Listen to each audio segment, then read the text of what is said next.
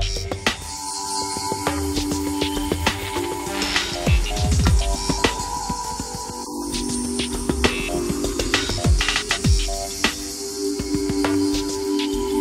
pastorale nationale reste un événement important de la vie de notre fédération.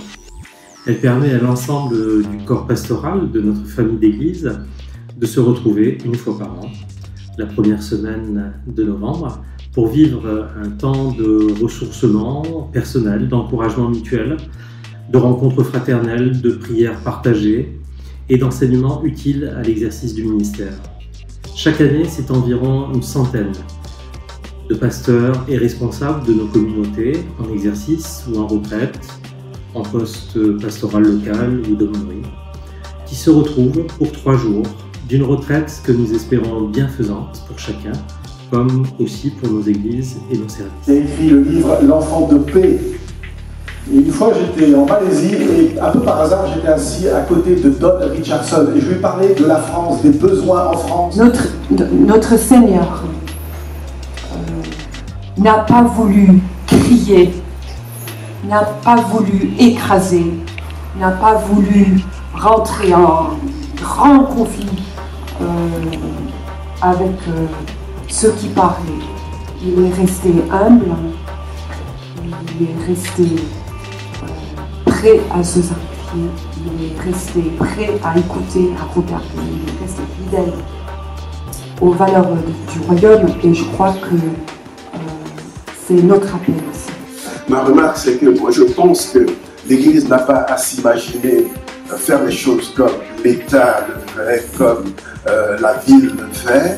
L'Église a juste besoin d'incarner l'Évangile dans la cité avec les moyens que Dieu lui donne.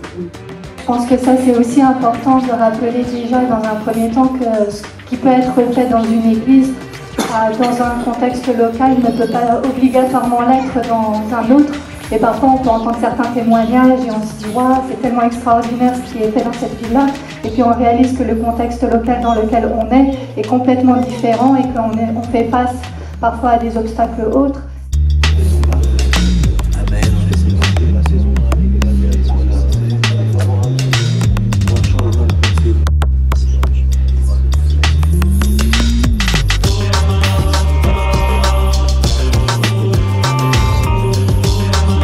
Je pense pour moi, la pastorale, la chose la plus importante, c'est la rencontre avec des collègues. Donc déjà, quel que soit le contenu du programme, je suis très heureux d'être là avec des collègues, avoir leurs nouvelles et échanger avec eux. C'est ma première pastorale nationale.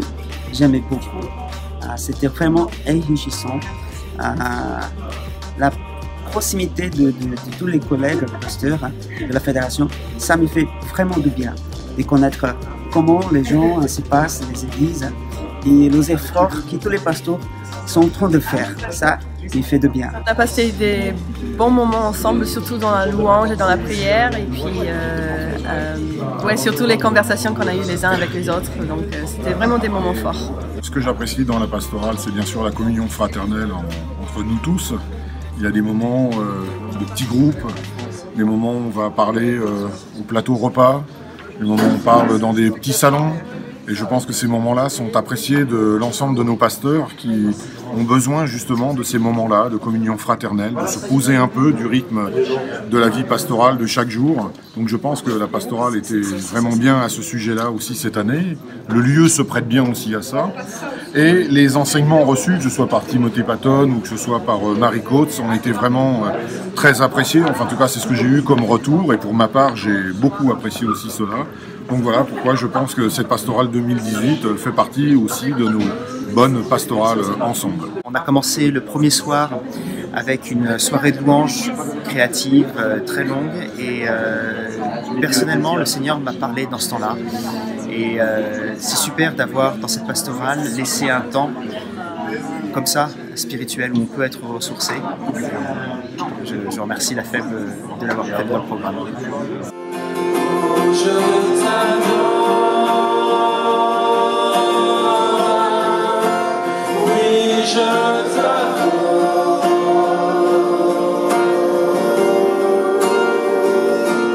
si je vis Seigneur, c'est pour t'adorer.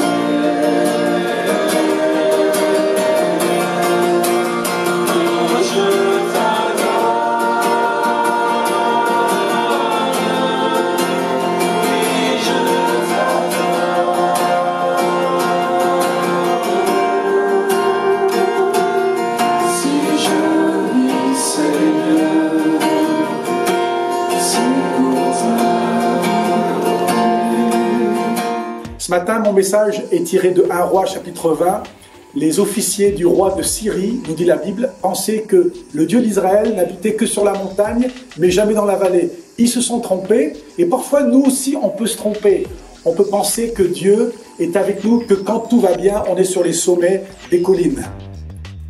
Et pourtant, Dieu est aussi avec nous, aussi avec vous, dans les vallées. Je ne sais pas quel est le nom de votre vallée, une souffrance qui dure depuis des années peut-être, une maladie, des craintes, des phobies, des peurs, des angoisses, des insomnies, des temps difficiles, un fils qui va de travers, une femme qui est dépressive, une église qui n'avance pas aussi vite qu'on le voudrait. Je ne sais pas quel est le nom de votre vallée, quelle est la souffrance que vous traversez. J'aimerais vous dire, celui qui est sur la montagne est aussi avec vous dans votre vallée, quel que soit le nom de votre vallée. Même si ça dure depuis des années, il est avec vous et il fera jaillir, comme dans le psaume 87, il est dit, il fera jaillir des sources d'eau dans la vallée. C'est dans la vallée qu'il fera jaillir des sources d'eau dans votre vie, dans votre foyer, dans votre église, dans votre quartier, dans votre ville, dans votre région, des sources d'eau. Et c'est ce que je prie pour vous, c'est mon souhait, c'est que là où Dieu vous a placé, quel que soit l'endroit sur l'hexagone, qu'il y ait des sources d'eau qui jaillissent et que Dieu vous encourage et vous donne du fruit. Même dans la vallée, il est présent. Alors j'ai voulu partager quelque chose sur la dynamique de l'amour de Dieu qui se répand dans tous les sens, qui ne connaît pas de frontières. Et en se laissant animer par cette dynamique, l'Église souriante vers l'extérieur, d'abord vers les extrémités de l'Église elle-même, mais ensuite vers la cité, vers la société, vers l'extérieur. Dieu nous emmène toujours plus loin. Alors j'ai voulu parler de l'esprit, d'un esprit de réconciliation. Et nous sommes, en tant qu'Église, nous sommes les ambassadeurs de la réconciliation. Et donc j'ai voulu parler de certains éléments de cet esprit de réconciliation, notamment le regard profond, le regard qui est plein d'amour. J'ai parlé aussi d'une écoute attentive. Plus nous sommes prêts à écouter la parole de Dieu, plus nous faisons silence dans notre cœur, ce qui est difficile pour les baptistes, plus nous sommes prêts à écouter profondément les autres. Et j'ai voulu parler aussi d'un esprit humble qui nous emmène à chercher la présence de Dieu à l'œuvre chez les autres. Plus je m'approche de Dieu, plus ma relation avec Dieu est profonde, plus je me rends compte de ma pauvreté spirituelle. Et plus j'ai besoin d'être enrichi de l'expérience des autres, des trésors de leur témoignage. Je crois profondément que l'Église, que les disciples de Jésus sont appelés à être le sel de la terre et non pas le sel de l'Église.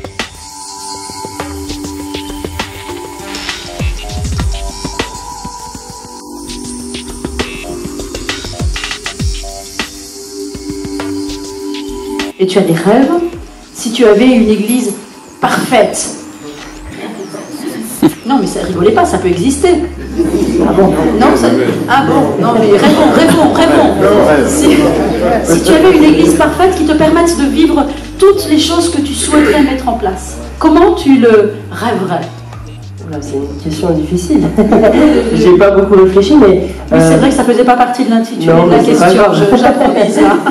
Je crois que le cœur qu'on a, tant moi que le conseil et les autres personnes dans l'église, c'est de ne pas se contenter de la situation dans laquelle on est et que je viens de décrire, mais de continuer à réfléchir sur, pour être de plus en plus ancré dans le quartier. On a, je l'ai mentionné rapidement, quelque chose qu'on appelle porte ouverte le jeudi après-midi, où les portes de l'église sont ouvertes pour accueillir, pour un café, etc. Mais on réfléchit déjà comment aller plus loin pour aller encore mieux et dans la rencontre avec les gens du quartier, parce qu'il y a des gens qui sont jamais venus du quartier à l'église.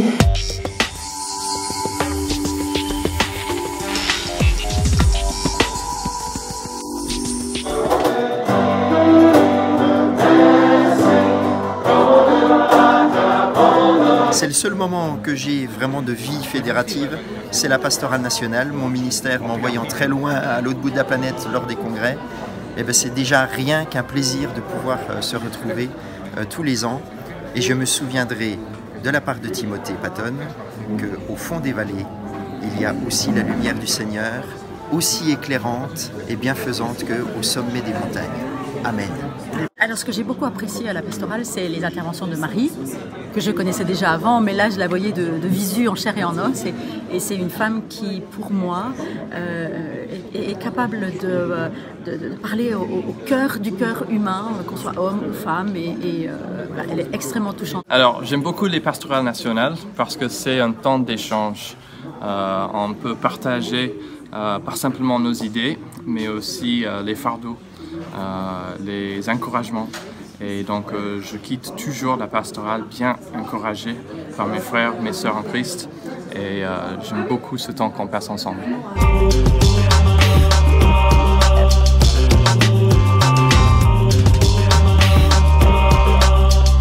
Pensant à cette rencontre, je ne peux m'empêcher de citer ici Saint Jean Chrysostome, père de l'Église du IVe siècle. Toute assemblée liturgique est une fête.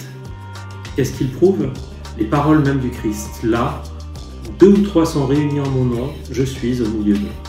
Et il poursuit, quand le Christ est au milieu de ses fidèles assemblés, quelle plus forte preuve voulez-vous que c'est une fête? Je souhaite que ce soit ainsi pour toutes les rencontres que nous vivons dans nos églises, pastorales ou autres, et plus largement aussi dans notre fédération. Une fête qui honore le Seigneur, présent et agissant au milieu de nous.